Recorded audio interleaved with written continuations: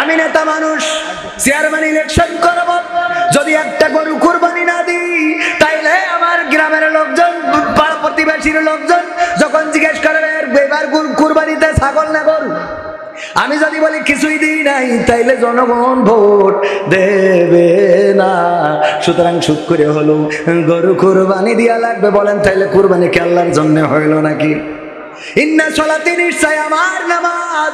এবার দেখেন নির্বাচন এসে গেছে, টুপি মাথায় দিয়ে আল্লাহর ওলিরা মসজিদে আছে না নাই? উপজেলা নির্বাচনের গরম হাওয়া লেগেছে, নির্বাচনের গরম হাওয়া লেগেছে। শার্টকোট সব রেখে ঘরে পাঞ্জাবি আর টুপি পরে ভোটের তরে রাস্তায় উড়া নেমেছে। কথা কয় না? নির্বাচনের গরম হাওয়া লেগেছে, নির্বাচনের গরম হাওয়া লেগেছে। কাউকে এখন ধরবে হাতে, কাউকে ধরবে পায়, বুড়ো চাচার বলবে ডেকে তুমি আমার ভাই। মাথায় কাজ করে না। চাচা বলছে তোর আব্বা তো আমার ভাই বলতো, তোর আব্বা তো আমার ভাই বলতো, তুই আমার ভাই কোন সুবাদে বুঝলে গেছে।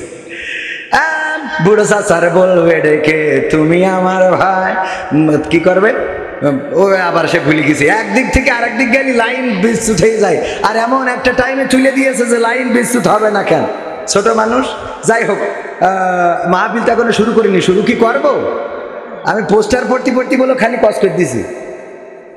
এই ডানে ভাই যারা আছে ওইখানে বসা যায় না, শুনে বসলে কষ্ট হবে। আমার যুবকদের জন্য তো আমার ভালো ভালো গান আছে, দুই একটা শোনাই যাবো ইনশাআল্লাহ। যেহেতু আমি বিশেষ আলোচক হিসেবে ছিলাম, একটু বসা যাবে না? শুনে এখানে বসতে পারবে তারা, কবুল করবে আল্লাহ যাদেরকে, তারা। এর বাইরে কেউ বসতে পারবে না, কারণ কাবার কাছে বাড়ি ছিল সবচেয়ে, কাবা ঘরের নিকটে বাড়ি ছিল কার? আবু জাহেলের। সেই আবু জাহেল কাবার কাছে বাড়ি হওয়ার পরেও কালেমা পড়তে তো পারে নাই, বরং এতটাই খারাপ ছিল যে মক্কাতে মদিনায় যেয়ে পাঁচ অটকায় আবার গোলমাল করছিল। ঠিক না বেঠি? আবু জাহেল মরেছে কি মক্কায় না মদিনায়? মদিনা থেকে 80 কিলোমিটার দূরে বদরের প্রান্তর, সেখানে গিয়েছি যেখানটায় আবু জাহেলের হত্যা করার পরে লাশটা ফেলে রেখে রাখা হয়েছিল, সেই জায়গাটা দেখে এসেছি। আমার সাথে ছিলেন আমাদের শ্রদ্ধাভাজন চাচাজির নামটা আমি ভুলে গিয়েছি, মাস্টার কি জানো? শাহজাহান মাস্টার। আমাদের শাহজাহান মাস্টার এবং উনার বেগম সাহেবাও আছেন, অসুস্থ মানুষ। এখনো যে এত সুস্থ আছে, এই সুস্থ রেখেছেন কে? আল্লাহ রাব্বুল আলামিন। সুস্থ রাখার মালিক আল্লাহ, অসুস্থ করার মালিক। আজকেও দেখলাম টেলিভিশন জগতের একজন মানুষ মারা গিয়েছে, তার নামটাও আমি এখন ভুলে গেছি। কি যেন ভাই, দীপু ভাই না রিপু ভাই, কি যেন একটা নাম। টেলিভিশন অভিনয় করতো, বরিশালের ভাষায় কথা বলতো, জমজ নাটকে অভিনয় করেছে। নাম জানেন আপনারা কেউ? আপনারা জানেন না তাহলে হুজুর জানার কথা। হুজুরের কাছে আছে, দাঁড়া দেখি। মারা গিয়েছে। ও আমার ভাইরা, নাটক করতো মিডিয়া পাড়ায়, নাটক করতো অলিউল হক রুমি। মঞ্চ এবং টিভি নাটকে অনেক জনপ্রিয় ছিল, বরিশালের ভাষায় কথা বলতো। এই মানুষটা কোলন ক্যান্সার হয়ে আজকে সকালে ইন্তেকাল করেছে। কে কখন মারা যাবে জানি না, কোন ব্যক্তিত্ব কখন চলে যাবে জানি না, কার মৃত্যু কবে হবে জানি না। এই জন্য মৃত্যুর প্রস্তুতি নেওয়ার দরকার আছে না নাই? এখন যদি বলেন ভাই মিডিয়ার কর্মীর কথা বলে আমাদের লাভটা কি, বা তার কথা শুনে লাভটা কি? ও আমার ভাইরা, কত নায়কের সাথে নাটক করেছে, কত নায়িকার সাথে নাটক করেছে, সিনেমা পাড়ায় তার সিনেমাও আছে। ও আজকে মারা গেল, চলে গেল কবরে। বলেন যাওয়ার পরে যদি বলে মান রব্বুকা, যদি বলে আমি রাজকুমার সিনেমা করেছি, মান দিনুকা আমি জমজ নাটক করেছি, মান নবিউকা তিশার সাথে আমার ভালো সখ্যতা ছিল, বলেন কুপান বাড়বে না কমবে?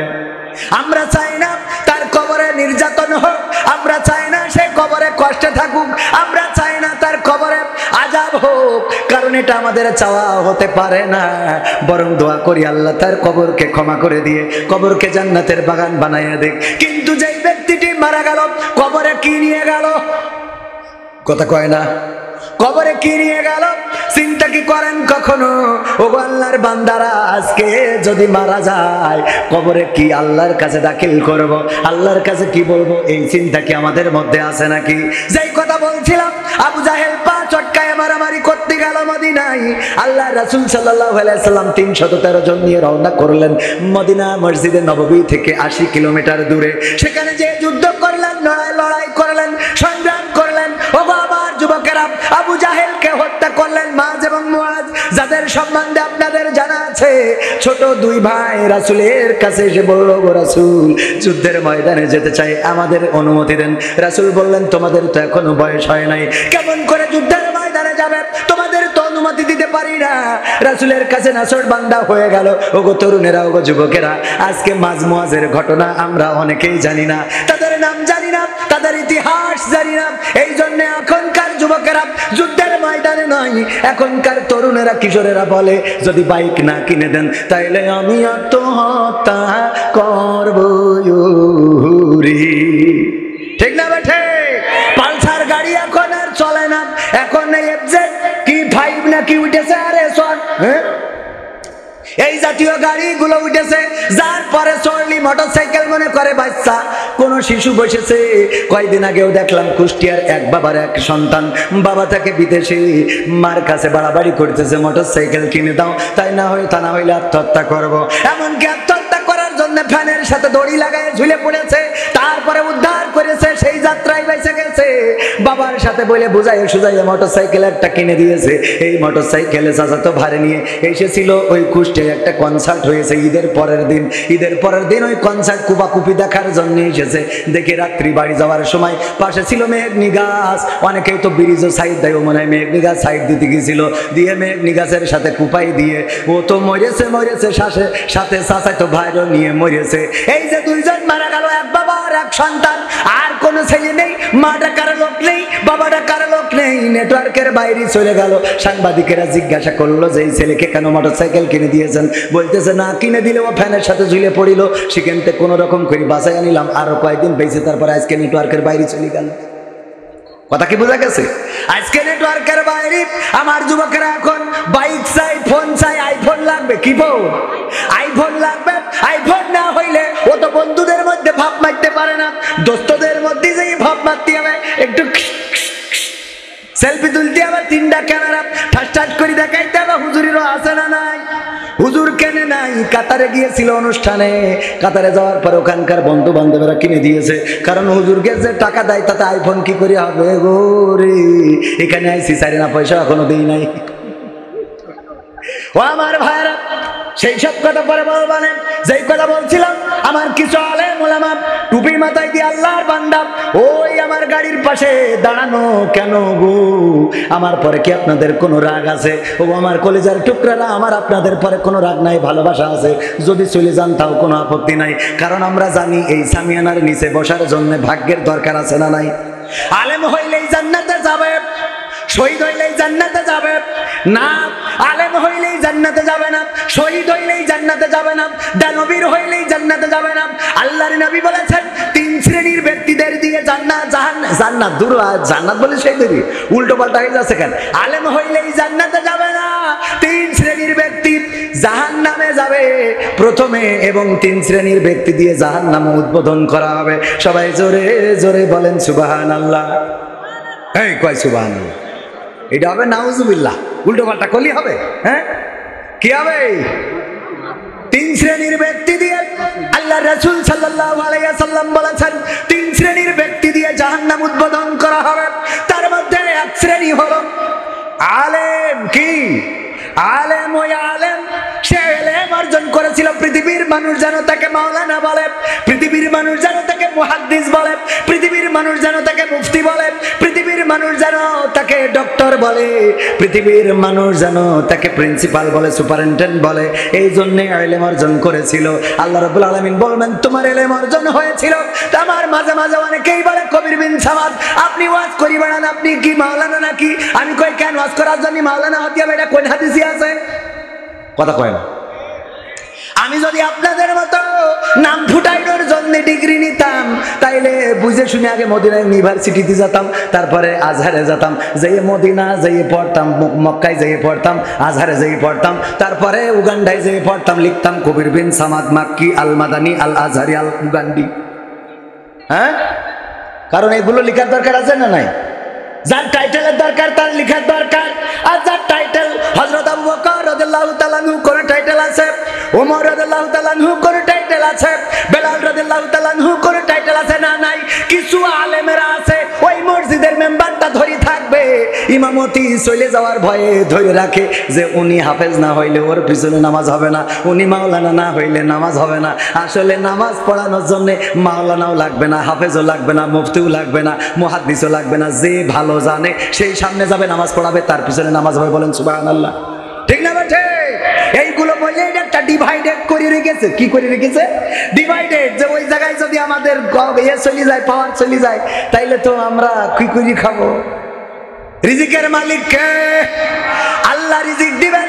আপনার ইমামতিতে যদি আপনি ভয় পান, কিছু আলেম ওলামা আছে চিন্তা করে ইমামতি চলে গেলে খাবো কি করে, তার মানে ওরা আল্লাহকে রিজিক দাতা মানে না, ওরা মানে মসজিদ কমিটি আমার রিজিক দেয়। আর যারা মনে করে মসজিদ কমিটি রিজিক দেয় রে, ওই ইমামের পিছনে নামাজ হবে নারী, কারণ সে শিরক করতেছে।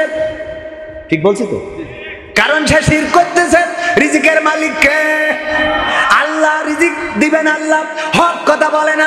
অনেক আলেম ওলামা আছে হক কথা বলে না, আবার অনেক জায়গা আছে রে যেখানে হক কথা চলে না, হুজুরের কাছে শুনতে চাই, হুজুর গো রে কতদিন হইল নবী মুহাম্মাদের জীবনে শুনি নাই, শিশু নবী মোস্তফায় রাস্তা দিয়া হাইটা যায়, হরিণ একটা বান্দা ছিল গাছের তলায় তুংতুঙা তুংতুং, আগে কত শুনতাম গো রে, এখন তো আর শোনা যায় না। বাবা হুজুর আজকে একটু নবী মুহাম্মাদের জীবনী শোনাবেন।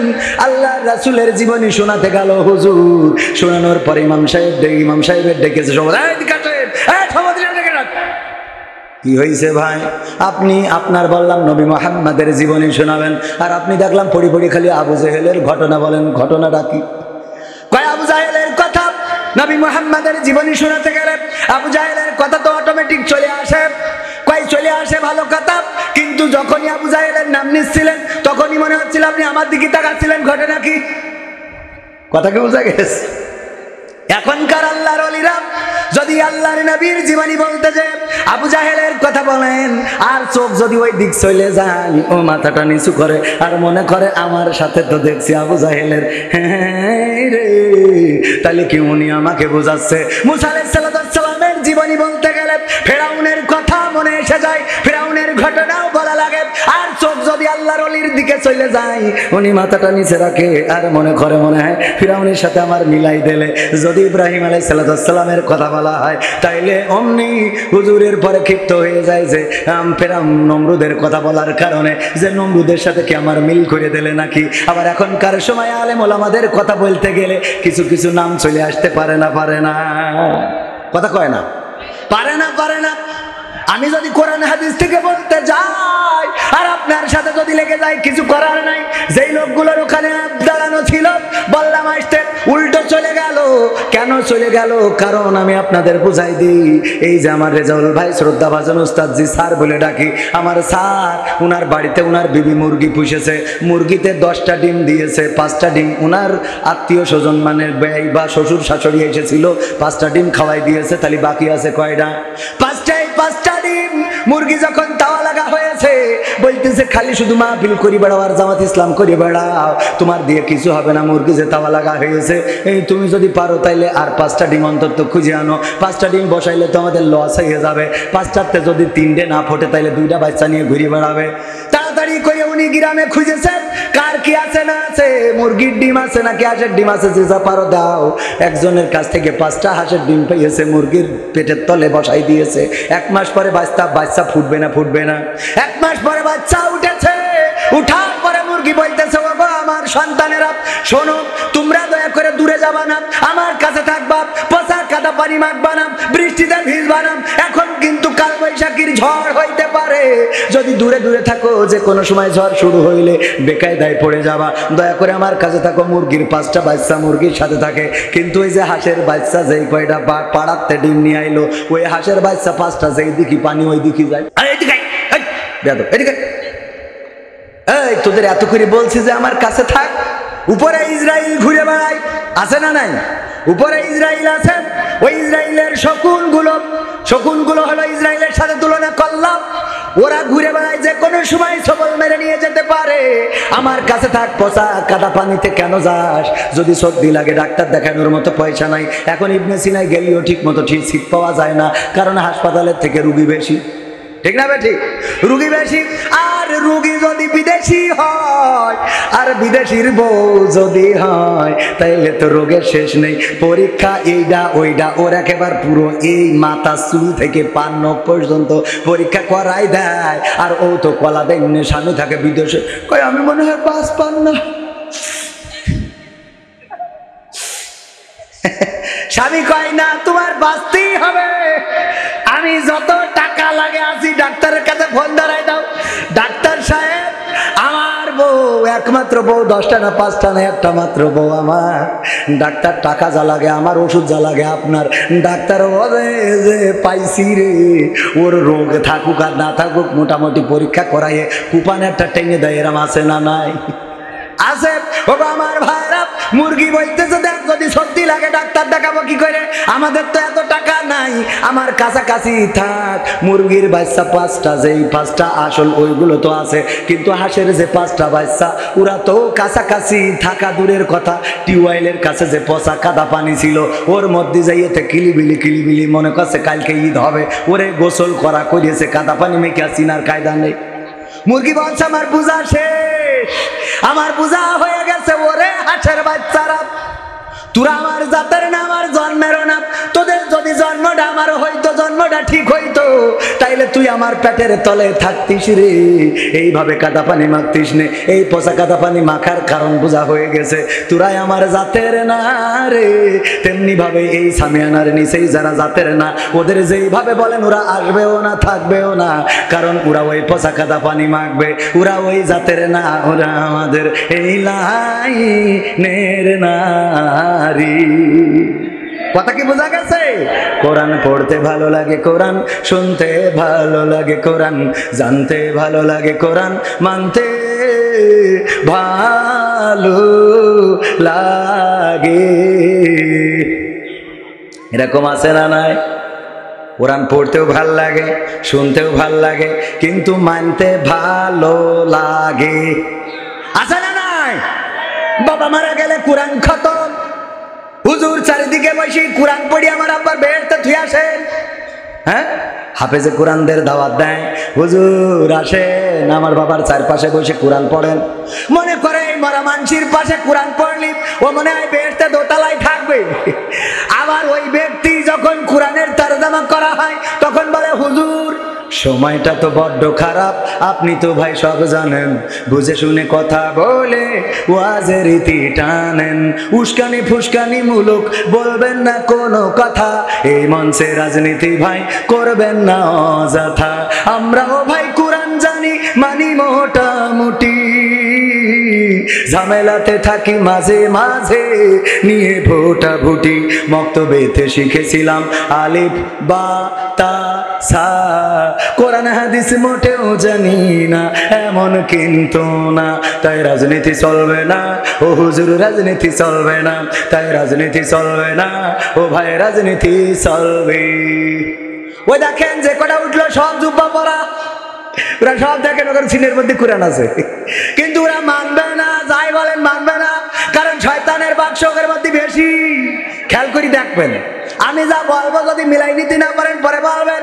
কেউ হাফেজ হচ্ছে ইমামতি করে খাওয়ার জন্য, কেউ হুজুর হচ্ছে চাই তুলে খাওয়ার জন্য, কেউ ডাই তুলে খাওয়ার জন্য, ওদের ইসলামের জন্য পাবেন। দেখবেন যে বক্তার নামের শেষে আছে জিহাদি, যে জিহাদ করে তা জিহাদি বলে না মুজাহিদ বলে? কয় জিহাদ, জিহাদি। যে জিহাদ করে সে মুজাহিদ হবে, যে শহীদ হয় সে শহীদ, যে গাজী থাকে সে গাজী। আর যে জিহাদ করে একে আমরা এক বাক্যে তাদেরকে কি বলা হয়? মুজাহিদ। যে জিহাদ করে সে মুজাহিদ আল্লাহর পথে, একজন মুজাহিদ কখনো বসে থাকে না। কি এটা বলে নাই যে একজন জিহাদি কখনো বসে থাকে না? উনি জিহাদি কোথায়? কবির বিন সামাদ জিহাদি কোথায়? স্টেজে টাকা দেয় নিয়েছে, পেট ভরি ছাগলের গোড় গরুর গোড় দিয়ে খাওয়াইছে, এখানে এসে জিহাদ করি বাড়িতে ঘুমাই রয়েছে বসে, উনি জিহাদি। কথা কয় না।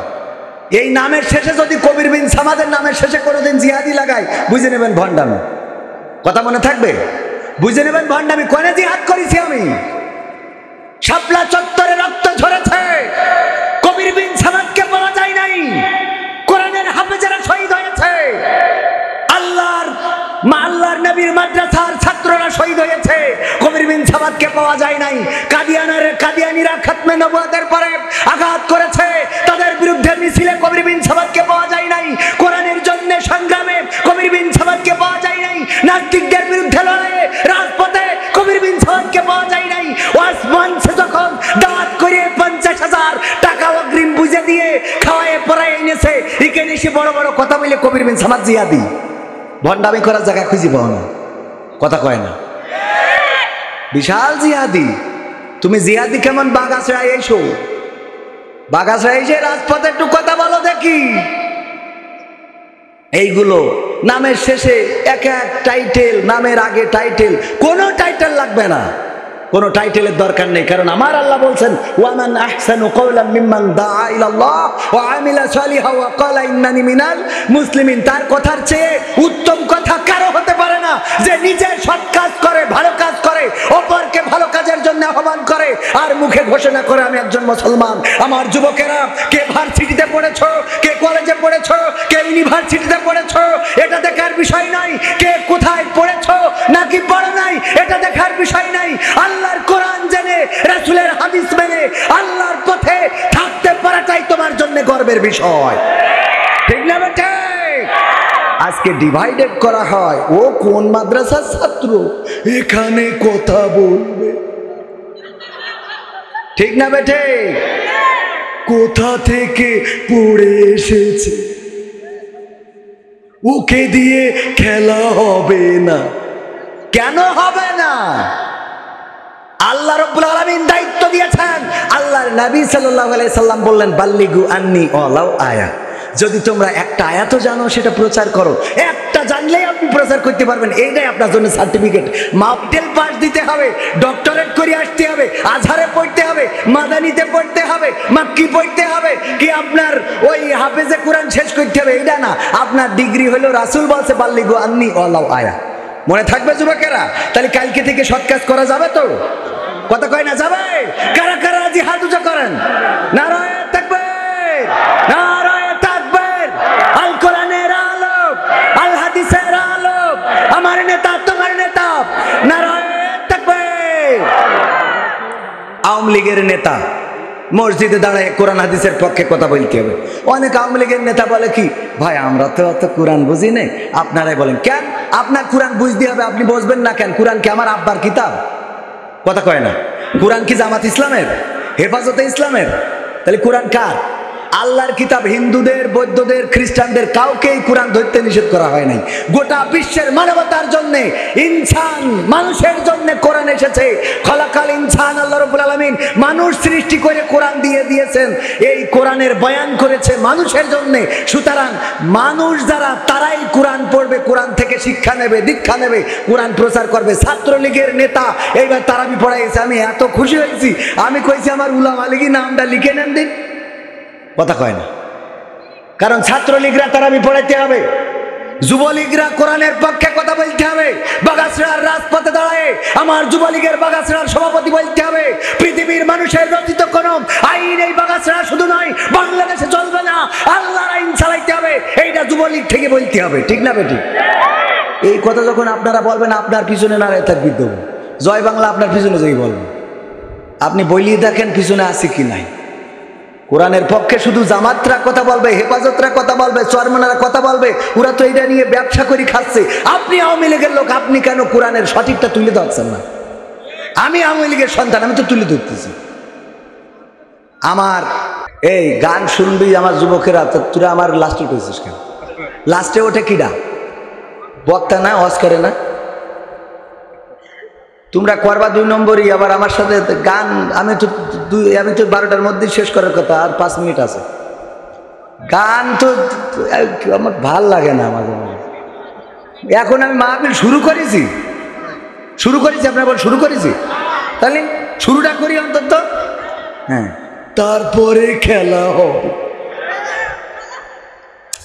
আজকের মাহফিলের প্রধান অতিথি হিসাবে থাকার কথা ছিল, এসেছেন কই? বিদায় নিয়েছেন। দায়িত্ব আছে, অনেক কাজ বেশি। জনাব হাসান ফিরোজ আহমেদ টিঙ্কু সাহেব, সভাপতি 7 নম্বর কায়বা ইউনিয়ন আওয়ামী লীগ। এই যে দেখেন, ঠিক আছে, আওয়ামী লীগের সভাপতি প্রধান অতিথি, এটা ঠিক আছে। সাবেক চেয়ারম্যান 7 নম্বর কায়বা ইউনিয়ন পরিষদ। কারণ কোরআনের মাহফিলে উনাদের থাকার দরকার আছে না নাই? আমরা উনাদের মাইনাস করি বলে উনারাও আস্তে করে মাইনাস, পিছনের কাতারে বসে। কি এক পিছন, আপনি এসে খুতবা দেন, তাইলে যে দেশ পরিবর্তন হয়ে যাবে, কথা কয় না। আমি শুনলাম আমার শ্রদ্ধাভাজন আপনাদের আসনের এমপি সাহেব জনাব আফিল উদ্দিন সাহেব সেদিন জামতলায় আলোচনা করেছেন কোরআন হাদিস থেকে। এটা তো দরকার, এমপি সাহেব যদি কোরআন হাদিস থেকে কথা বলে তাইলেই তো দেশ পরিবর্তন হবে, ঠিক না ঠিক? আমরা সারাদিন বইলে কোনো কাজ হবে না। এই যুবকেরা মোটরসাইকেলে যে গিয়ার দিয়ে বেড়াইছে ঈদের পর দিন, দিয়েছে না? পিছনে একটা করে ছিল না পাওয়ার ব্যাংক, ওইগুলো নিয়ে গদখালি গেছে না যায় নাই? গেছে। এই যে গদখালি গেল, এত করে ওদের ওয়াজ শুনালাম সারা রমজান মাস ধরে, যে দেখ তোরা মোটরসাইকেলের পিছনে নিয়ে এইভাবে টাঙ্কি মারিস না, আমাকে খারাপ লাগে। ও কিন্তু সেই ওয়াজ ঈদের দিন শয়তান করে বলছে তুই যা করার আজ করিস না। মানে শয়তান এসে আমাকে ওয়াজ 1 মাসে ঘুরাই দিয়েছে। 1 মাসে মানে একদিনই ঘুরাই দিয়েছে। 1 মাস ধরে ওয়াজ করলাম যে তোরা যেন উল্টো পাল্টা করিস না। ওরা ঈদ নামাজ পড়িতে উল্টো পাল্টা শুরু করে দিয়েছে। করিয়ে গদখালি তো পা ফেলানোর জায়গা নেই শহরগুলো। তারপরে যে এখন আবার কি কফি হাউস মানুষ, কফি হাউসে সেই আড্ডাটা আয়োজন নেই। ওরা আবার দেখলো আড্ডাটা করতে হবে, তো এই যে মান্নাদের বললো অসুবিধা নেই, আমরা আড্ডাটা চালাচ্ছি, তুমি বেশি থাকলে আবার গান গাইতে কফি হাউসের সেই আড্ডাটা আজও আছে, আরো বেশি কায়দা করিয়া আছে, ঠিক না বেটে? তো এখন এই যে কফি হাউসে এই সব কই বেড়াচ্ছে পাকামো, এইগুলোর বিরুদ্ধে ওয়াজ করলাম। আমার ওয়াজ এখানে শুনে নিয়ত করি সই যে কালকে তাহলে এই করবো না। সকালবেলা যে এবার গার্লফ্রেন্ড ফোন দেয়, কি ব্যাপার, আমি গুছাই বসে আছি, তুমি কই? কয় আমি হুজুরির ওয়াজ শুনেছি, যাবার না। কয় তাহলে আমি বললো মকসেদ মেম্বারের ছেলের সাথে গেলাম। হ্যাঁ আমি আসতেছি, কই যাই লাগে। হ্যাঁ পাকামো, খুব খুশি। এই কথা বলতে পারলি তো খুব খুশি। এই জন্যই তো যে আমাদের আবরারুল্লাহ কাসিফ ভাই বলেছে যে কোনো মেয়ে দেখে যদি প্রশান্তি খুঁজে পাও, দ্যাটস এনাফ ফর ইউ।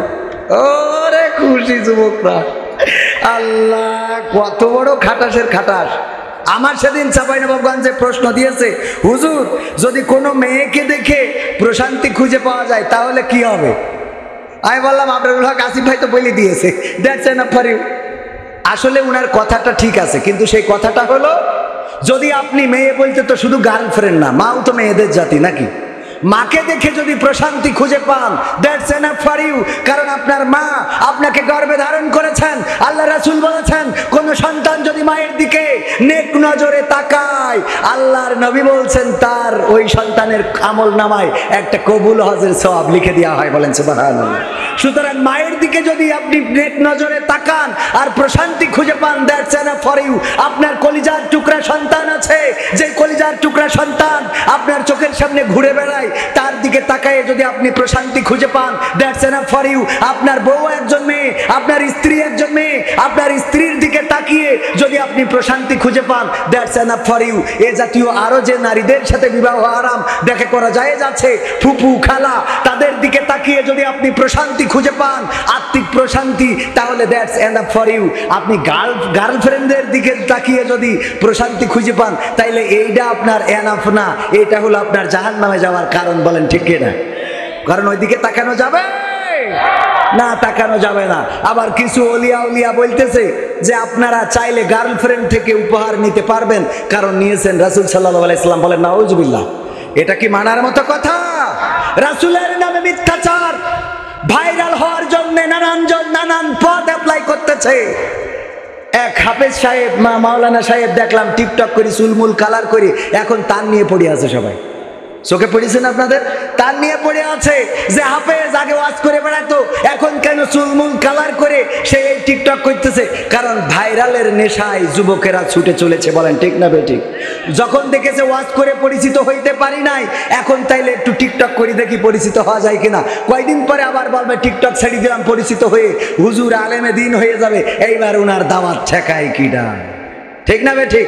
অনেকেই আমাকে জিজ্ঞাসা করে, কবির বিন সামাদ ভাই আপনি নাটক করতেন, নাটক বাদ রেখে আবার ওয়াজে আসলেন কেন? আমি কই নাটক তো বাদ দিই নাই, নাটকও করি ওয়াজও করি। অনেকেই জানে না যে আমি নাটক থেকে ওয়াজে আসছি। আসলে এটা মূল কথা না, আমি ওয়াইজিন থেকে নাটকে গিয়েছিলাম। আমার বাবা ছিল বক্তা, জানেন আপনারা? আমার শ্রদ্ধাভাজন উস্তাদ স্যার এখানে আছেন, রেজাউল সাহেব মাওলানা, উনি আমার আব্বাকে চিনতেন। সাংগঠনিক এবং বক্তা মাওলানা মুহাদ্দিস আবু সাইদের সাথে সাংগঠনিকভাবে 1 মাসেরও বেশি সময় ধরে মাহফিল করতে হয়েছে। সাংগঠনিক দায়িত্ব পালন করে বিভিন্ন জায়গায় কোরআনের মাহফিল, তাফসির মাহফিল, সিরাতুন নবী মাহফিল। আমার আব্বা ছিলেন বক্তা, আব্বা থাকতেও আমি ওয়াজ করেছি, আব্বা ইন্তেকালের পরেও আমি ওয়াজ করেছি। কিন্তু যখন দেখলাম এই জায়গাটায় খুব বেকায়দা অবস্থা, আমি আমার মার কাছে, মা বেঁচে আছে না কোনো, আপনারা খোঁজ নিতে পারেন। যখন ইন্টার ফার্স্ট ইয়ারে পড়ি, আমি আমার মাকে বললাম, মা আমি এই ওয়াজের স্টেজে যাব না, আমি মাপ চাই, আপনাদের স্বপ্ন পূরণ করতে পারলাম না, আমি বক্তা হব না। এরপরে যে ওয়াজের ময়দানটা ছেড়ে দিয়েছিলাম, যে কারণেই ছাড়ি সেটা কোনো না কোনো কারণ ছিল। যাই হোক, কারণটা এরকম যে যেটা বললে আমাদের গায়ে থুতু পড়বে। যাই হোক, আমি বলি আল্লাহ রাব্বুল আলামিন আমাদের তাকদীর লিখে রেখেছেন, ঠিক না বেঠিক? আজকে যে আমি এখানে আসবো, এটা কি আমি আসতে চেয়েছি না আল্লাহ নিয়ে আসছেন? কথা কয় না। আল্লাহ আমার তাকদীরে লিখে রেখেছে, আমি কি করতাম? গড়াতে গড়াতে গড়াতে গড়াতে আবার এনে দিল। আমি মাঝে মাঝে মনে হয় আমার বাবা হয়তো দোয়া করেছিলেন ইন্তেকালের সময়, আমার আব্বা মারা যাওয়ার সময় মাহফিল থেকে ফেরার পথে 12 বাজারের রাজপথে লাশটা পড়েছিল। আমরা যে লাশটা পেয়েছিলাম কালীগঞ্জের থানার সামনে, রক্তাক্ত দেহটা, কান থেকে এখনো দেখছি টপ টপ করে রক্ত বের হচ্ছে। আব্বা বলে চিৎকার করে ডেকেছি, আর সাড়া দেয় নাই। আমার আব্বার সাথে শেষ কথা বলার সৌভাগ্য হয় নাই। জুমার দিন জুমার নামাজ আদায় করে কালীগঞ্জ বেথুলি নামক এক গ্রামে 12 বাজারের পাশে মাহফিল করতে গিয়েছিলেন। সর্বশেষ রাতটাও গিয়েছে মাহফিলে। সেই বাবার সন্তান আমি, কোরআনের মাহফিলে আব্বা থাকতে ওয়াজ করেছি, আব্বা মারা যাওয়ার পরে ওয়াজ করেছি। যারা বলে যে নাট্যকার ওয়াইজিন হয়েছে, তা হয় নাই, ওয়াইজিন নাট্যকার হয়েছিল। তোমরা জানো না তাই বলো, আগে ইতিহাস জানো। এখন যদি বলেন তাহলে ওয়াজ করেন কেন? না করলে এই যে দেখেন আজকে প্রধান বক্তা, উনারা ভয় পেয়েছে, সত্য কথা বলি, যে কবির বিন সামাদ ওয়াজ করে চলে যাওয়ার পরে এই মাহফিলে লোক পাওয়া যাবে না। বলুক, তাইলে আমার দোষ না আপনাদের দোষ? কাদের দোষ? আমার দোষ না আপনাদের দোষ?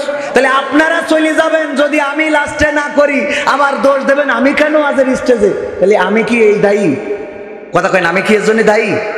আমি তো দায়ী না। আসেন কিছু মাহফিলটা শুরু করিনি, তারপর কটা গান শোনাই দুমদাম করে চলে যাবো ইনশাআল্লাহ। আজকের মাহফিলের আলোচক ছিলেন প্রধান বক্তা মুফাসসিরে কোরআন হযরত মাওলানা আব্দুল গফফার খুলনা। অত্যন্ত চমৎকার হৃদয়ের এবং চমৎকার একজন আলোচক। বিশেষ বক্তা ছিলেন হাফেজ মোহাম্মদ শরীফুল ইসলাম সাহেব, হাফেজ আখতারুজ্জামান সাহেব। আলোচনা করেছেন আরো বিশেষ অতিথি জনাব মোহাম্মদ আখতারুজ্জামান। আমার ডানে বামে আরো শ্রদ্ধাভাজন ব্যক্তিবর্গ আছেন, আমার সামনে অনেকেই আছেন যাদের জুতা যদি সোজা করে দিতে পারতাম নিজেকে ধন্য মনে করতাম। আমার আশেপাশে দাঁড়ানো যুবকেরা, মাইকের আওয়াজ যারা শুনছেন, আনুষ্ঠানিকভাবে সালাম জানাচ্ছি, আসসালামু আলাইকুম রাহমাতুল্লাহ। আমরা আল্লাহর শুকরিয়া আদায় করছি যে মহান রব সকল ব্যস্ততাকে উপেক্ষা করে আজকে এই মাহফিলে আসার বসার তৌফিক দান করেছেন। সবাই জোরে সোরে বলছি আলহামদুলিল্লাহ। ভূমিকায় কিছু কথা বলতে হয়, তার মধ্যে একটা কথা না বললে হবে না, সেটা হলো আপনারা ইতিমধ্যে শুনে থাকতে পারেন ফরিদপুরের মধুখালীতে একটা মন্দিরে আগুন লাগাকে কেন্দ্র করে সেখানে কনস্ট্রাকশনের কাজ করছিল। কিছু মুসলমানেরা তাদের উপরে চড়াও হয়ে গণধোলাই দিয়ে আমার একজন মায়ের বুক খালি করা হয়েছে। এক মায়ের সহোদর, 2 সন্তান, 2 সহোদর ভাইকে হত্যা করা হয়েছে। এই খবর আপনারা শুনেছেন নাকি শোনেন নাই? এই হত্যা হওয়ার পরে বাংলাদেশের চেতনাবাজ, বাংলাদেশের সাংবাদিক, বাংলাদেশের মিডিয়া, আন্তর্জাতিক বিশ্বের মিডিয়া, বাংলা অন্য দেশের চেতনাবাজেরা, মানবতার পক্ষে যারা কথা বলে, যারা হিউম্যানিটির কথা বলে, যারা মানবতার পক্ষের ধোয়া তুলে বিভিন্ন সময় আলেম ওলামাদের বিরুদ্ধে কথা বলে, 2 জন মুসলমানদেরকে পিটিয়ে পিটিয়ে হত্যা করা হলো। এখন পর্যন্ত কোন সচেতনতা, কোন সচেতন কর্মীদের, ওই মানবতার কর্মীদের বক্তব্য পাওয়া যায় নাই, বলেন ঠিক কিনা? অথচ একজন নারীকে, একজন পুলিশ অফিসার শুধুমাত্র পর্দা করে নাই বা রোজার মাসে একটা ধাক্কা লেগেছিল কোনো একটা কারণে, ওই নারীকে বলেছিলেন আপনার বোরখা পরেন নাই কেন, এর জন্য সেই পুলিশ অফিসারের চাকরি গেছে না যায় নাই? কথা কয় না, গেছে না যায় নাই? এই দেশে হিন্দু, বৌদ্ধ, খ্রিস্টান, মুসলমান সৌহার্দ্য নিয়ে বসবাস করতে চায়, সম্প্রীতি নিয়ে বসবাস করতে চায়। আজ পর্যন্ত মন্দিরে হামলা হয়েছে, আলেম ওলামারা, মাদ্রাসার ছাত্ররা, মৌলবীরা, মোল্লারা, মাওলানারা হামলা করেছে, একটাও প্রমাণ করতে পারে নাই। বলেন ঠিক কিনা? ষড়যন্ত্র করে হামলা করে মুসলমানদেরকে দমন করার এই ষড়যন্ত্র বহুকাল ধরে চলে আসছে, ঠিক না বেঠিক? যেই সহোদর দুইজন ভাইকে হত্যা করা হয়েছে, তাদের মায়ের বক্তব্যটা যদি শোনেন, তাদের মায়ের বক্তব্য আমি এখানে রেখে দিয়েছি। তাদের মা চিৎকার করে কেঁদেছে আর বলেছে, আহারে, যদি আমার দুইটা সন্তানের মধ্যে একটা সন্তানকে অন্তত বাঁচিয়ে রাখতো, তাও আমি অন্তত আমি মা ডাক শুনতে পারতাম। এই যে বলেছে, আমার মানিকের হাত পা বাইদে অনেক কষ্ট দিয়ে মারিছে, আমি পথের পাগল হয়ে গেছি, আমার একটা সন্তানকে মাইরে আর একটা সন্তানকে বাঁচায় রাখলেও তো আমি একটু সান্ত্বনা পাইতাম, আমার মা বইলা ডাকার মতো কেউ থাকতো। একজন মায়ের দুইটা সহোদর ভাই, দুইটা কলিজার মায়ের দুইটা কলিজার টুকরা সন্তান, আপন দুইজন ভাই কনস্ট্রাকশনের কাজ করতে গিয়েছে, তাদের হাত পা বেঁধে হত্যা করা হলো, মায়ের বুক খালি করা হলো। অথচ এই নিয়ে প্রতিবাদ করার মতো বাংলাদেশে একটা মুসলমান পাওয়া গেল না। এই মুসলমান থেকে কোনো লাভ নাই, ঠিক না বেঠে? অথচ যদি কোনো মন্দিরে এমন হামলা হতো, আর কোনো মন্দিরে যদি কাউকে পিটিয়ে ষড়যন্ত্র করেও মারা হতো, অথবা কোনো হিন্দু ভাই, বৌদ্ধ ভাই, খ্রিস্টান ভাইদের আল্লাহ না করুন যদি তারাও ষড়যন্ত্র করে মারতো, তাও মানবতার কর্মীরা, এই হিউম্যানিটি ওয়াচ না কি কয় এইসব আছে, ওরা এসে একেবারে সংবাদ, কয়দিন আগে নড়াইলে আমি গিয়েছিলাম, মাশরাফি বিন মুর্তজার আসনে হিন্দুদের বাড়ি ঘরে নাকি আগুন লাগাইছে, যে শুনলাম আগুন লাগাইছে কি একটু ঝামেলা হয়েছে, বাকিটা নিজেরাই করিস করিয়ে পুড়াইয়ে একেবারে গণমাধ্যম, সংবাদ মাধ্যম সব কিছু এতটাই হাইলাইট করা হলো যে ওই জায়গায় যেন মুসলমানেরা এত খারাপ কাজ করেছে। দুঃখজনক হলেও সত্য, ওই অঞ্চলে যে মুসলমানদের খুঁজে পাইনি। আমি ক্যামেরা নিয়ে গেছি, ভয় থেকেও ক্যামেরার সামনে সাক্ষাৎকারও দেয়, আমার চ্যানেলে আছে, দেখে নিতে পারে। এই অবস্থাগুলো, তার মানে সংখ্যালঘু ওরা না, সংখ্যালঘু আমরা, ঠিক না বেঠে? সংখ্যালঘু কারা? সংখ্যালঘু আমরা। অধিকার দিতে দিতে এতটাই অধিকার দিয়েছি। একজন, আমি যখন আমার স্যারের বাড়ি গিয়েছি, স্যারের ছেলে বলতেছে, স্যার কবির বিন সামাদ ভাই এসে, ওর কিন্তু আস্ত কলা দেওয়া যাবে না। বলছে কি করা যায়? তাহলে তুমি অর্ধেক দাও, আমি অর্ধেক দিই। তাহলে কি হলো? আস্তকলা হয়েছে না হয় নাই? এই জন্যে ভাইয়েরা আমার, আসুন সচেতন হই। কথা বাড়াবো না, 2-3টা সঙ্গীত শোনাবো। পবিত্র কোরআনের সূরা ইয়াসিনের একটি আয়াত তেলাওয়াত করেছি, মনে আছে? আল-ইয়াওমা নাখতিমু আলা আফওয়াহিহিম ওয়া তুকাল্লিমুনা আইদিহিম ওয়া তাশহাদু আরজুলুহুম বিমা কানু ইয়াকসিবুন। এই আয়াতটা কেন তেলাওয়াত করেছিলাম? আমাদের একটু বাস্তবতা নিয়ে আলোচনা করতে চেয়েছিলাম। আল্লাহ রাব্বুল আলামিন বলছেন, পরকালের ময়দানে মানুষের মুখে আঠা লাগিয়ে দেবে, হাত আল্লাহর সাথে কথা বলবে, পা কৃতকর্মের সাক্ষ্য দেবে। কি কি সাক্ষ্য দেবে এই বিষয়ে সবিস্তার আলোচনা করতে চেয়েছিলাম, কিন্তু দুঃখিত যে সময় খুব দ্রুত চলে যাচ্ছে, কথা বাড়াবো না, কিছু সঙ্গীত শোনাবো। এর আগে 3 জনের কথা বলছিলাম যাদেরকে দিয়ে জাহান্নাম উদ্বোধন করা হবে। তার মধ্যে এক শ্রেণীর কথা বলেছি, তারা কারা?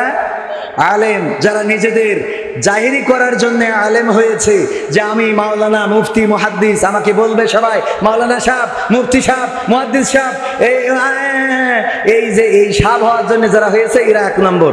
2 নম্বর শহীদ, যে শহীদ হয়েছে, যে মানুষ বলবে সে কত বড় বীর যোদ্ধা ছিল, জীবন দিয়েছে, শহীদ হয়েছে সুখ্যাতির জন্য, তার নামের আগে এখন শহীদ লেখা হয়, তাকে দিয়ে জাহান্নাম উদ্বোধন করা হবে। 3 নম্বর হলো দানবীর। কি?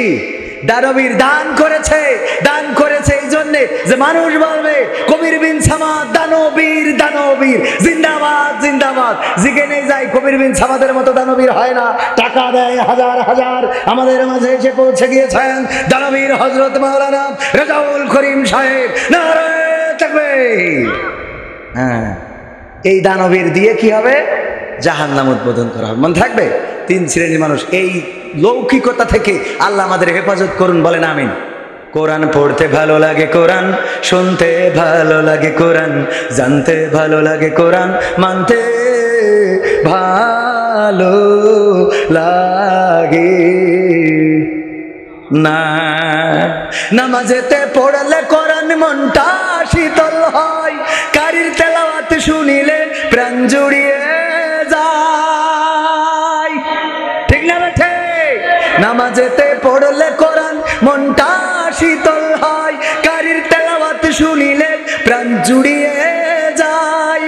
সেই কোরআনের ব্যাখ্যা দিলে কলিজাতে আগুন জ্বলে। কথা কয় না ভাই? কষ্ট হচ্ছে? একটু আওয়াজ দেওয়া যাবে না? সেই কোরআনের ব্যাখ্যা দিলে কলিজাতে আগুন জ্বলে, বিরোধিতাও চলে কেন তা জানি না।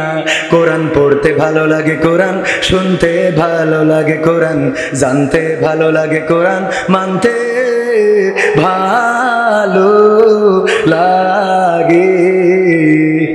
কোরআন পড়ে অনেক লোকে শুরু করে দিন, তারাই আবার চাই না দেশে কোরআনের আইন। আছে না নাই? কোরআন পড়ে কত লোকে শুরু করে দিন, তারাই আবার চাই না দেশে কোরআনের আইন। এটা যে কেমন নীতি, তাই তো এ দুর্গতি করেছে মোদের ক্ষতি কেন তা বুঝি না। কোরআন পড়তে ভালো লাগে, কোরআন শুনতে ভালো লাগে, কোরআন জানতে ভালো লাগে, কোরআন মানতে ভালো লাগে। কোরআন বুকে চুমু খাওয়ার লোকের নাই অভাব, সেই কোরআনের বিরোধিতা আবু জাহেলের স্বভাব। ঠিক না বেঠে? কোরআন বুকে চুমু খাওয়ার লোকের নাই অভাব, সেই কোরআনের বিরোধিতা আবু লাহাবের স্বভাব। মানবা সুবিধা মতো, তাই এই বুকে ক্ষত, দেখলে এমন কিছু সইতে পারি না। কোরআন পড়তে ভালো লাগে, কোরআন শুনতে ভালো লাগে, কোরআন জানতে ভালো লাগে, কোরআন মানতে ভালো লাগে। এমন মানুষ আছে না নাই? শুধু ভালো লাগে না তা না, আবার কোরআনের কথা বলতে গেলে বাধা দেওয়ার মতো আল্লাহর ওলি আছে না নাই? কোরআনের আইন কায়েম করার জন্য যদি রাজপথে কেউ থাকে, তার নামে মামলা, তারপরে হামলা, তার বিরুদ্ধে ষড়যন্ত্র, তাকে নির্যাতন, নিষ্পেষণ, কারারুদ্ধ, এমনকি ফাঁসির কাষ্টে ঝুলানোর নাজির আছে না নাই? আছে না নাই? কিন্তু আমাদের বক্তব্য হলো, কোরআনের সাথে যারা করবে দ্বন্দ্ব, তাদের সাথে কবু হবে না আপোষ। হবে? কোরআনের সাথে যারা করবে দ্বন্দ্ব, তাদের সাথে কবু হবে না আপোষ। কোরআনের সাথে যারা করবে দ্বন্দ্ব, তাদের সাথে কবু হবে না আপোষ। জেল জুলুম হলেও হবে, জেল জুলুম হলেও হবে, বিবেকের কাছে তবু রব নির্দোষ। আমার রবের কাছে রব নির্দোষ, মহান প্রভুর কাছে রব নির্দোষ। কোরআনের সাথে যারা করবে দ্বন্দ্ব, তাদের সাথে কবু হবে না। কোরআনের কথা যারা বলে যায় আজ, তাদের দমাতে কত ফন্দি, কাউকে ধরে নিয়ে দিয়েছে ফাঁসি, কাউকে রেখেছে আজ বন্দি। ঠিক না বেঠে? একটু জোরে বলেন ঠিক না বেঠে? হাত উঁচু করে বলেন ঠিক না বেঠে? গত 2 দিন আগে কি যেন কলারুয়াপ কাজির হাটে এই কথা বললাম, এক আল্লাহর ওলি এসে বলছে, হুজুর আপনি আর কিছু বলা লাগবে না, কালেকশনটা করে দিয়ে চলে যান। কথা কি মিথ্যে বললাম? হাত উঁচু করে বলেন মিথ্যে না সত্য? হাত উঁচু করে বলেন, বলেন, সাক্ষী দেন হাত উঁচু করে। যাদের সত্য মনে হয় না, এবার যারা সত্য মনে হয় না তারা হাত উঁচু করেন যে না হুজুর মিথ্যে বলেছেন। আছেন একজন? কোরআনের কথা যারা বলে যায় আজ, তাদের দমাতে কত ফন্দি, কাউকে ধরে নিয়ে দিয়েছে ফাঁসি, কাউকে রেখেছে আজ বন্দি। হক কথা বললেই জ্বলে যায় গাব, কোরআনের কথা সইতে পারে না। হক কথা বললেই জ্বলে যায় গাব, কোরআনের কথা সইতে পারে না। জানি না তাদের আমাদের পরে কেন এত আক্রোশ। দোষ। জেল জুলুম হলেও হবে, জেল জুলুম হলেও হবে, বিবেকের কাছে তবু রব নির্দোষ। আমার রবের কাছে রব নির্দোষ, মহান প্রভুর কাছে রব নির্দোষ। কোরআনের সাথে যারা করবে দ্বন্দ্ব, তাদের সাথে কবু হবে না। কথা কয় না? কোরআনের কথায় আজ বলতে গেলে আসছে বাধা কত ভাবে।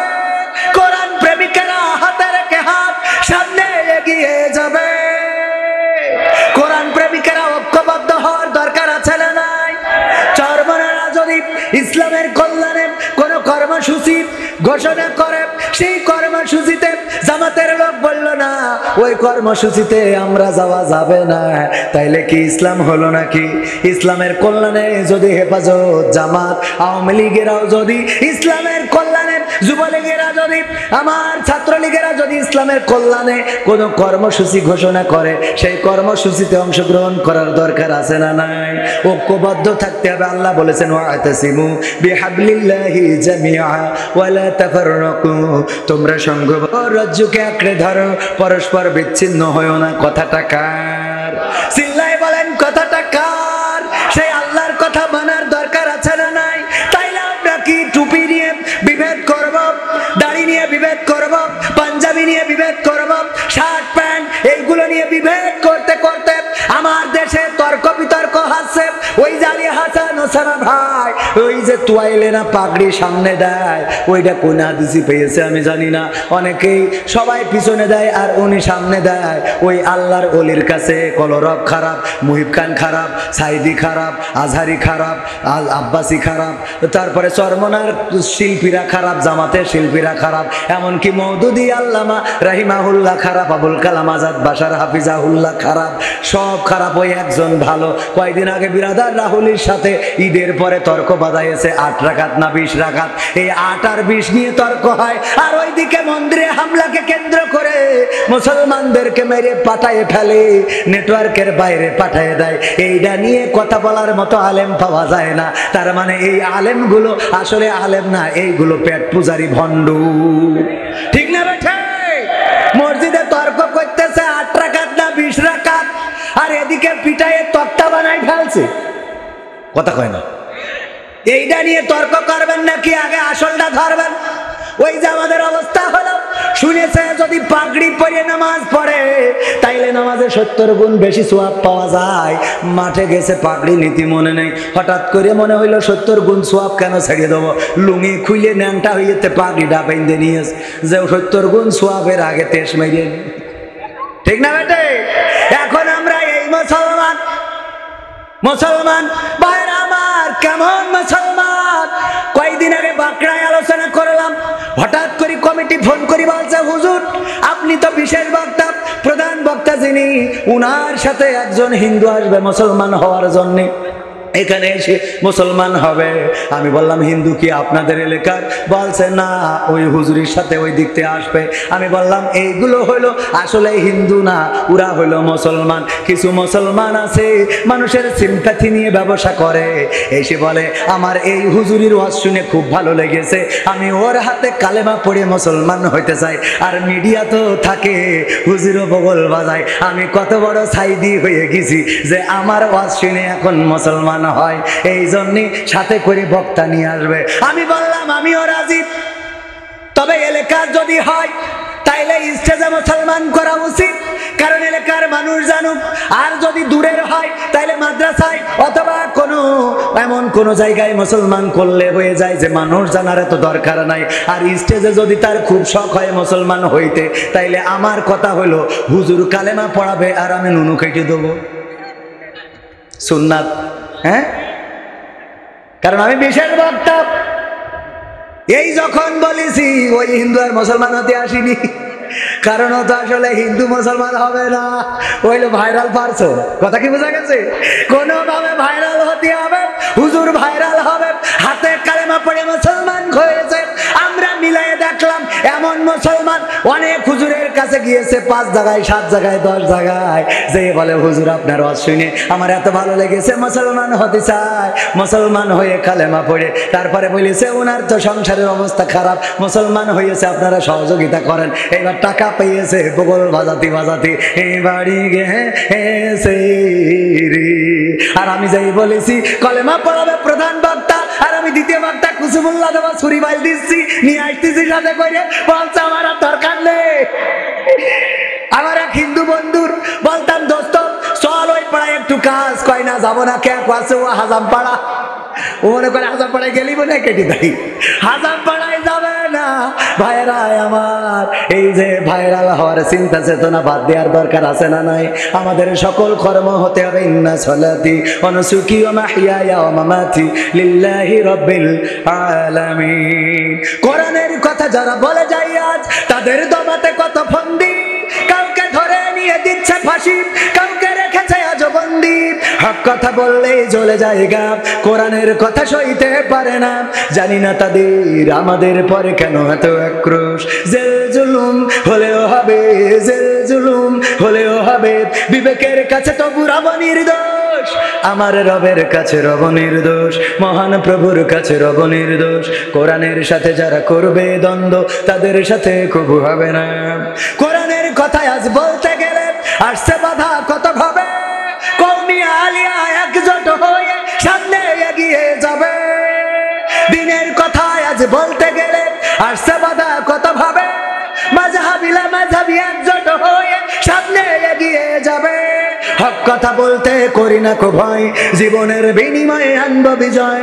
হক কথা বলতে করি না কো ভয়, জীবনের বিনিময়ে আনব বিজয়। বুকে আছে শক্তি, অন্তরে আছে সাহস, আছে সাহস আছে। আল্লাহর জমিনে আল্লাহর দিন কায়েম করার জন্য যদি আকাশে রাজপথে যদি লড়াই করতে হয়, সংগ্রাম করতে হয়, মুসলমানের অস্তিত্ব রক্ষার লড়াইয়ে যেইভাবে 1971-এ আমরা দেশ রক্ষার সংগ্রাম করেছি, যেইভাবে 1952-তে আমরা ভাষার জন্য লড়াই করেছি, একইভাবে আল্লাহর দিন কায়েম করার জন্য দল মত নির্বিশেষে যদি আল্লাহর জমিনে আল্লাহর দিন বাস্তবায়নের জন্য ডাক আসে, সেই ডাকে সাড়া দিয়ে বুকের তাজা রক্ত যদি ঢালতে হয়, বুকের তাজা রক্ত ঢেলে দিয়ে সেই রক্তের সাগরে সাঁতার কেটে কেটে একটি রক্তাক্ত বিপ্লবী কালেমার পতাকা বাংলার জমিনে ওড়াতে রাজি কারা কারা হাত দেখতে চায়?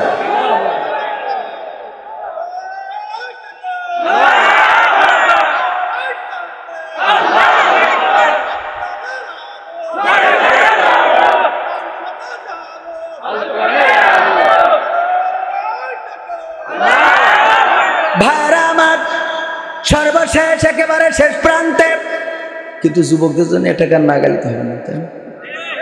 আজকালকের ছেলেরা বই নিয়ে আর বসে না, এই গানের মধ্যে মহিলাদের ওয়াজটাও হয়ে যাবেন। আজকালকের ছেলেরা বই নিয়ে আর বসে না, ও বাবা গুগলে সার্চ করিয়া পড়ি। এই দুজন উঠছেন কেন? কে হয়েছে আপনাদের দুজনের? আমি শেষ করে দিলি তো আরো ভালো, আমার সুবিধে। শেষ করে দেবো? এমনি তো আপনারা এই কয়টা লোক, তারপরে যদি ওঠেন তো খারাপ লাগে না? আজকালকের ছেলেরা বই নিয়ে আর বসে না, ও বাবা গুগলে সার্চ করিয়া পড়ে। ওরে কালের মেয়েরা কোরআন হাদিস ধরে না, আমার বাগাছের মা বোনেরা কোরআন এখন পড়ে না। ও আল্লাহ বুরকা পরে গদখালি টিকটকে ভিডিও ওরা করে, ঠিক না বেঠে? ওই যে ভ্যানালা ভাই ও হাত উঁচু করে বলছে এবার ঠিক আছে, কারণ ও জ্বালায় আছে না নাই, ও ভ্যান চালায় লিপস্টিক কিনে দিয়া লাগে, ভ্যান চালাক যা করুক উনার ফোনটা গাডার দিয়ে আটকানো, কারণ নাটটা খুলে গেছে, খিলটা ভেঙে গেছে, গাডার মেরে থুয়েছে, কিন্তু বোর হাতে খুব স্টাইলের ফোন আছে না নাই? ভ্যান চালায় বোর স্ক্রিন টাচি মওলা ফোন না কিনে দিলে হাই না রে, ঠিক না বেঠে? আজকালকের ছেলেরা বই নিয়ে আর বসে না, ও বাবা গুগলে সার্চ করিয়া পড়ে। ওরে কালের মেয়েরা কোরআন হাদিস ধরে না, আমার এখনকার মা বোনেরা হাদিস পড়ে না, ও আল্লাহ নেচে নেচে টিকটকে ভিডিও ওরা করে। আজকালকের ছেলেরা বই নিয়ে আর বসে না, গুগলে সার্চ করিয়া পড়ে। আগের সময় প্রেম করিলে রেজাউল স্যার বলতো পাইছ কি, এখন বলে সব করিয়া বাবু তুমি খাইছ কি। ও আল্লাহ বুড়ো ধাড়ি হয়ে গেছে, ওর আবার বলে বাবু তুমি খাইয়েছো না, বাবু খাই নাই, ও এখন ফিডার খাবে রে। ওর মুখে ফিডার ধরার দরকার আছে না নাই? কারণ যেহেতু বাবু, আরে বাবু আমার, এই বাবু নিয়ে বেকায়দায় আছে না নাই? কয়দিন আগে দুইজন কপতি লাইলা আর কি যেন নাম, ওই যে ওই অল্প বয়সী মেয়ে মামুন, লাইলা আর মামুন বলছে আমি ওর বাবুর মতো করে রাখি, এই ঈদে সে আমাকে ছেড়ে চলে গেছে রে, আমার মনটা ভেঙে গেছে। আমি বললাম যাবে না কেন, যার বাবু মনে করে রাখো সে তো তোমার মা মনে করে চলে গেছে, ঠিক না বেটে? বাবু মনে করলে মা ডাকার দরকার আছে না নাই? আমার অনেকেই আঙ্কেল বলে ডাকে, আমি এখন আঙ্কেল হওয়ার বয়সে পৌঁছাই নাই। একবার বাসে উঠেছি, হেল্পার বলতেছে আঙ্কেল আসেন, আপনি যে চাচড়ায় নামতে চাইলেন আসেন। আমি খুঁজ দিছি আঙ্কেল কিডা, আমি তাকাচ্ছি আশেপাশে, বলছে আপনার বলতেছে। আমি বাবু আমি এখন আঙ্কেল হয়েছি, আঙ্কেল আমরা এখন আঙ্কেল হয়ে গেছি, আর ওরা বাবু হয়ে গেছে। ওরা কি, ওরা বাবু আর আমরা আঙ্কেল, পাকা মুখের জায়গা খুঁজে পাও না। হ্যাঁ, আগের সময় প্রেম করিলে আমার রেজাউল স্যার বলতো পাইছ কি, এখন বলে সব করিয়া বাবু তুমি খাইছ কি। আগে কেন বলতো, আর এই কথা কেন আনলাম, গানে বোঝার বিষয় আছে। আগের সময় চিঠি লিখেছে কারোর কাছে দেওয়ার জন্য, যে মনির খান বলেছে চিঠি লিখেছে বউ আমার ভাঙ্গা ভাঙ্গা হাতে, ওই চিঠি যে লিখে দিল, ওই চিঠি দিয়েছে ভাইজির কাছে, ভাইজি নিয়ে যা তোর ফুবুর কাছে দিবি। ও ফুবুর কাছে না দিয়ে ফুবুর মার কাছে দিয়েছে। ফুবুর মার কাছে যখন চিঠিটা ধরা খেয়েছে, তখন আমার রেজাউল স্যার এই গ্রাম ছেড়ে বাগাছা ছেড়ে ঢাকা গার্মেন্টসে চলে গেছে, ঠিক না বেঠিক? আগের সময় চিঠি ধরা খালু, এলাকা ছেড়ে দিতে যে মান ইজ্জত ছে। আর এখন কি আর চিঠি যদি শোনে অমুক মকসেদ মিয়ার ছেলে হ্যাঁ হ্যাঁ করিয়ে দিয়েছে, তারপরে ও গর্ব করি বলে করেছি তা কি করবো, আমি এখন বিয়ে করতে পারবো না, কথা কয় না? ওই এলাকা ছাড়ে ছাড়ে। আবার গর্ব করি এই হয়ে যাওয়ার পরে ও গর্ব করি কাউন্সিলে যে বিচার দাবি করে যে আমার ধর্ষণ করি পাকামুখো থাকার, তুই তো ওর ধর্ষণ করি ছেড়ে দিয়েছিস। ও তো ছেলে ভালো ছিল, ও তো জীবনে খারাপ কাজ করে দেখিনি, গরমটা তো তুই বানাইছিস, কথা কয় না, ঠিক না বে ঠিক? তুমি মোটরসাইকেলের পিছনে বসে ঘেঁষাঘেঁষি করবা আর বলবা আমার ধর্ষণ করি, যে পাকামো করার জায়গা খুঁজে পাও না। মামলা তো তোর নামে হতে হবে যে তুই ওর কাছ থেকে এ নিয়ে তুই এ হয়েছিস কেন, কথা কয় না। কথা সত্য না মিথ্যে? যুবকরা এই কথা মাথায় রাখতে। আমার বন্ধু বলছে যে গদখালি, আমি বলছি কি দোস্ত পিছনে কিটা ভাবি নাকি, পাগল এখন বিয়ে করার বয়সে আমি কিটা বলছে গান ফেলেন, বলছে যে এই মুখটা খুলে একটু ভাই দেখাও দিন, ভাই হুজুর মানুষ দেখি চয়েস করে কিনা।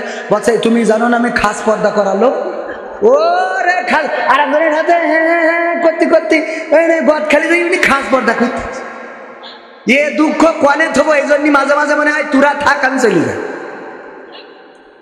আজকাল আগের সময় প্রেম করিলে রেজাউল স্যার বলতো পাইছ কি, এখন বলে সব করি। এই দেখেন শুধু মনে করি না যে পুরুষ উঠে যায়, ওই দেখেন মহিলারাও চলে যাচ্ছে রাগ করে, ও তো জায়গা পর্যন্ত চলে এসেছে, ও আজাবাগের গাড়ের উপরে রে। মহিলারা যাবে না কেন?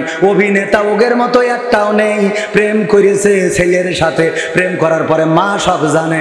যখন বাড়িতে আনে মা মই ম্যাগি রান্না করি খাওয়াই, ডিম সেদ্ধ করি খাওয়াই, আব্বা আব্বা ডাকে, এই আব্বার সাথে পাঠাই দিলে, দেওয়ার পরে আবার কাঁদতেছে, বলো পাঠাই দিয়েছে ওই যে ওর সাথে দিয়ে আবার কান্না করতে, ও আল্লাহ আমারে কি হলো রে, আমার মেয়ে আজকে কি করলো গো, ও আল্লাহ আল্লাহ পাঠাইলো আবার ও কাঁদে।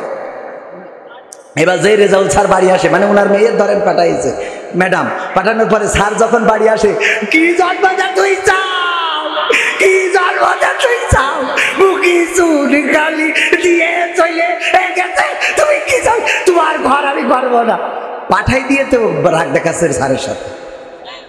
কথা কয় না, সত্য না মিথ্যে? অভিনেতা সব সোজা করে দেবো, মনে কাছে হুজুর জানে না।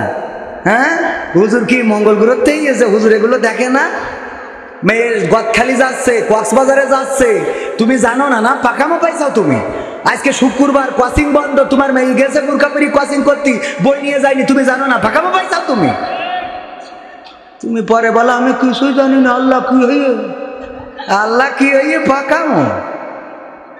আগের সময় প্রেম করিলে অনেকেই বলতো পাইছো কি, এখন বলে সব করিয়া বাবু তুমি খাইছো কি। লজ্জা শরম নাই, আইলাম কোন জামানাই, লজ্জা শরম নাই, আইলাম কোন জামানাই, ভবিষ্যৎ দেখি অন্ধকারে। আজকালকের ছেলেরা বই নিয়ে আর বসে না, ও বাবা গুগলে সার্চ করিয়া পড়ে। নতুন করে হয়েছে চালু এ আবার কোন ট্রেন্ড, পরিচয় করাই দেখি এই আমার গার্লফ্রেন্ড। আছে না নাই? নতুন করে হয়েছে চালু এ আবার কোন ট্রেন্ড, পরিচয় করাই দেখি এই আমার বয়ফ্রেন্ড। শরমের মাথা খাইয়া গেছে ওরা পাগল হইয়া, শরমের মাথা খাইয়া গেছে সব পাগল হইয়া, ভবিষ্যৎ দেখি অন্ধকারে। আজকালকের ছেলেরা বই নিয়ে আর বসে না, ও বাবা গুগলে সার্চ করিয়া পড়ে। ঠিক না বেঠি? এই সমাজটা পরিবর্তনের দরকার আছে না নাই? পরিবর্তন যদি করতে হয় কোরআনের পক্ষে থাকার দরকার আছে না নাই? কোরআনের পক্ষে মৃত্যুকাল থাকতে রাজি কিডা কিডা? সবাই রাজি, সবাই রাজি। আল্লাহ রাব্বুল আলামিন বললেন তুমিনুনা বিল্লাহি ওয়া রাসূলিহি ওয়া তুজাহিদুনা ফি সাবিলিল্লাহি বিআমওয়ালিকুম ওয়া আনফুসিকুম যালিকুম খায়রুল লাকুম ইন কুনতুম তা'লামুন। আল্লাহর দ্বীনের জন্য, আল্লাহর পথে জাহান্নাম থেকে বাঁচার জন্য আল্লাহর প্রতি ঈমান আনতে হবে, ঈমান আনতে হবে রাসূলের প্রতি। আল্লাহর জমিনে আল্লাহর দ্বীন প্রতিষ্ঠিত করার জন্য প্রচেষ্টা করতে হবে, জিহাদ করতে হবে, সংগ্রাম করতে হবে। কি দিয়ে? বিআমওয়ালিকুম, মাল দিয়ে এবং জান দিয়ে। আমরা জান দিতে রাজি কিন্তু মাল দিতে রাজি না, এমন মানুষ আছে না নাই? আমরা জান দিতে চাই কিন্তু মাল দিতে চাই না। জান দেবেন কিরা কিরা? হাত উঁচু করেন। যদি কোরআনের জন্য জীবন লাগে দেবেন, কোরআনের জন্য রক্ত লাগে দেবেন, হাত নামান। এরপরে হাত উঁচু করেন যদি মাল লাগে দেবেন। বিআমওয়ালিকুম, মাল লাগলেও দেবো, আমও তুলেছি। এইবার এবার একটু তোলেন, আল্লাহ দেখুন, আল্লাহ একটু টানটানি করেন, করেছেন করেছেন। বাম হাত নামান, ডাইন হাত মুঠো করেন, ছাড়েন, মুঠো করেন, ছাড়েন, মুঠো করেন, ছাড়েন না, মুঠো করেন। হাতের ব্যায়াম হয়ে গেল, সেকেন্ড না। এইবার ডাইরেক্ট পকেটে ঢুকান, ঢুকান ঢুকান ঢুকান। নিজের ডাই না, পরের ডাই ঢুকায়েন না, আবার নিজের ডাই ঢুকান, পরের ডাই না। আপনার পকেটে যা আছে তাড়াতাড়ি করে প্যাকেটের মধ্যে দিয়ে দেন। ক্যামেরাম্যান, আমার পকেটে তো সাইডে নাও নেই, তাড়াতাড়ি করে 500টা টাকা দাও। কোরআনের জন্য ওয়াজ করব, রক্ত দেব, জীবন দেব, কিন্তু টাকা দেব না, তাইলে তো কোরআনের প্রেম হইল না। কবির বিন সামাদ 500 টাকা করলো দান। আল্লাহ বাড়িয়ে দাও, সম্মান নেখায়াত দিয়ে দাও, আমার স্ত্রী সন্তানদের কবুল করে নাও। বলেন আমি। মা বোনদের মধ্যেও যান, আমার মা বোনেরা কেউ মাহরুম হবেন না। আপনাদের তো কষ্ট করে ইনকাম করতে হয় না, কাপড় কাচলি টাকা পাওয়া যায় না, যায় না। কাপড় কাচলি টাকা আমেন মাটিতে তৈরি রে তুই মা। বিশিষ্ট ব্যবসায়ী আমিরুল ইসলাম মিলন 2 বস্তা সিমেন্ট। বিশিষ্ট ব্যবসায়ী আমিরুল ইসলাম বেলালি মিলন 2 বস্তা সিমেন্ট করলো দান। আল্লাহ বাড়িয়ে দাও, সম্মান নেখায়াত দিয়ে দাও। আর কোন আল্লাহর বান্দা আছেন নাকি সিমেন্ট দেবেন? আমার ভাইয়েরা কেউ উঠবেন না, মুনাজাত না নিয়ে কেউ যাবেন না। আমি ছোট মানুষ, বারবার বলেছিলাম আমার ফার্স্টে দিয়ে দেবেন, দিলেন তো লাস্ট আর একজন কিরা 1000। 20 ব্যবসায়ী, 20 ব্যবসায়ী, 20 ব্যবসায়ী, 20 ব্যবসায়ী, 20 ব্যবসায়ী আব্দুর রহিম 1000 টাকা আল্লাহ করলো দান। মাশাআল্লাহ, নারায়ে তাকবীর। নাম কি? নয়ন চৌধুরী। আমার মাঝে মাঝে মনে হয় দ্বিতীয় বক্তা স্টেজে রাখেন কি করতে? আমার দেবেন 1 ঘন্টা ওয়াজ করব, 1 ঘন্টা গান করব, 1 ঘন্টা কালেকশন করবো, 1 ঘন্টা মোনাজাত করবো, 4 ঘন্টা সেরে চলে যাব। দ্বিতীয় বক্তার প্রধান বক্তার একসাথে টাকাগুলো দিয়ে দেবেন, নিয়ে বাড়ি যাবো। ঠিক না বে ঠিক? সব আমার দেখ করাবেন। 10,000 টাকা নয়ন চৌধুরী, আল্লাহ দানকে কবুল করো।